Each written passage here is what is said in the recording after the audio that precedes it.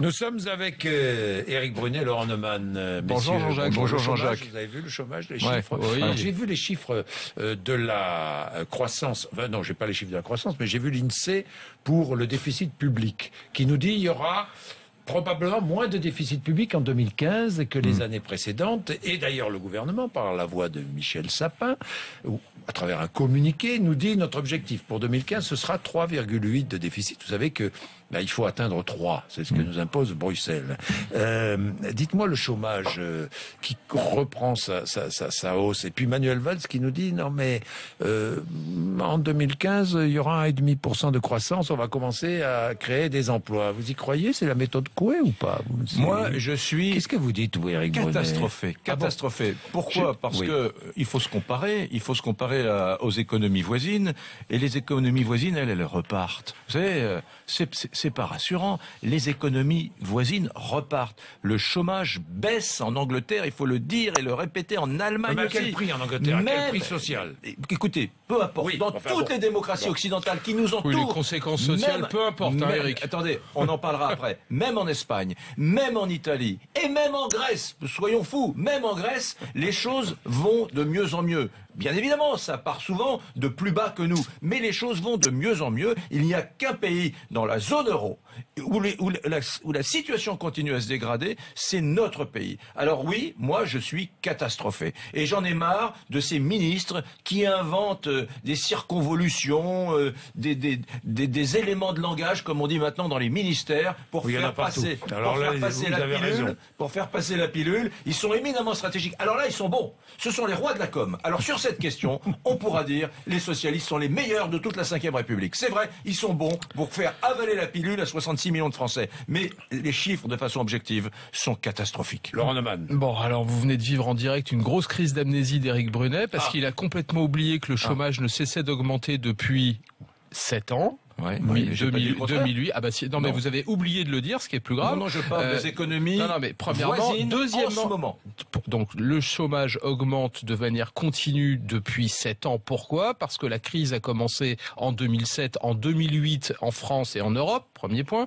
Vous avez oublié de dire, parce qu'à chaque fois que vous faites à chaque fois que vous faites des comparaisons de chiffres, vous prenez évidemment un certain nombre de pays dont la protection sociale, dont les règles du chômage n'ont absolument rien à voir avec les nôtres. Exemple, l'Angleterre. On peut s'en féliciter comme vous le faites ou le déplorer comme moi, mais c'est comme ça.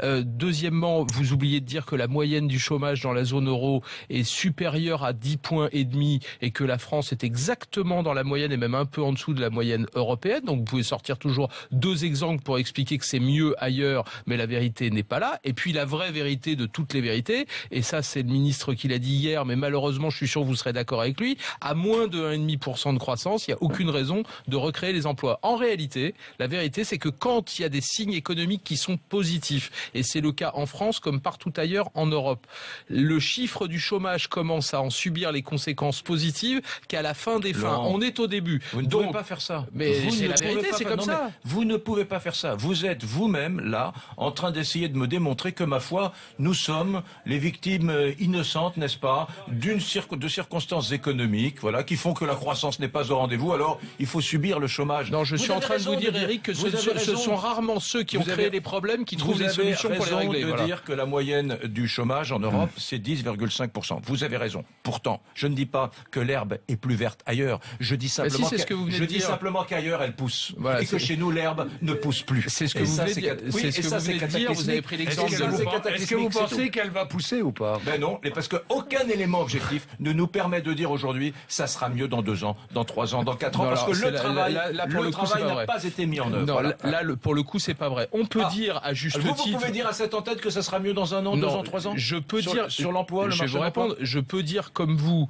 que la croissance redémarre moins vite ici qu'ailleurs. Je peux dire comme vous que le chômage baisse moins que dans d'autres pays que vous venez de citer, et c'est vrai. Mais en revanche, oui, ça c'est une vérité absolue. Il y a un certain nombre de signes économiques dont vous pouvez dire d'ailleurs que le gouvernement n'est absolument pas responsable. Vous pouvez dire que tous les éléments économiques économiques c'est pas moi qui le dis, c'est tout le monde. Hein. Non mais très bien, mais ne dites pas qu'il n'y a aucun signe positif, ça n'est pas vrai. Ne dites pas que la croissance ne va pas repartir, ça n'est pas vrai. D'ailleurs, les organismes français, européens, internationaux annoncent déjà. Hier soir, c'était un accident hier soir. Alors, vous voulez que je vous dise un truc? Oui, allez-y. Eh bien, il est parfaitement débile, et je pèse mes mots, de commenter les chiffres du chômage tous les mois. C'est la chose la plus stupide qui soit, et je vais vous dire mieux que ça. Je vais vous dire mieux que ça. Nous sommes le seul pays en Europe à commenter les chiffres du chômage. À les commenter tous les mois.